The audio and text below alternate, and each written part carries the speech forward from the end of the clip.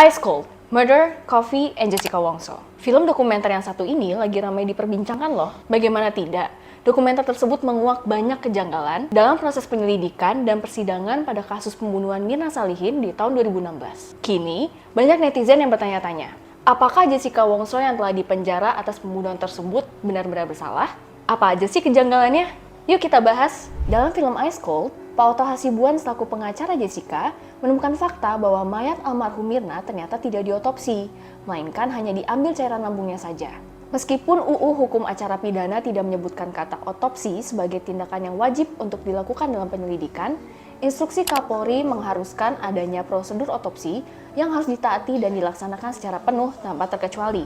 Dalam kasus ini, hal tersebut tidak terjadi, sehingga polisi penyidik tidak patuh pada instruksi institusinya sendiri.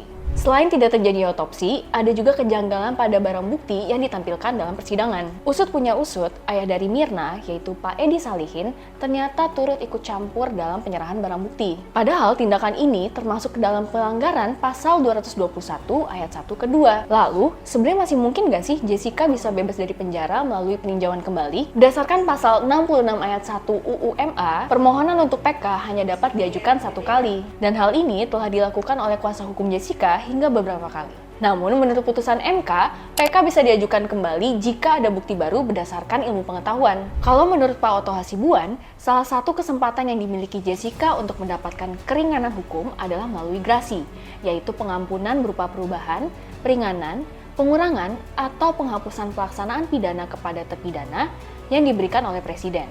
Syaratnya adalah Jessica harus mengaku bahwa ia memang menghilangkan nyawa Mirna.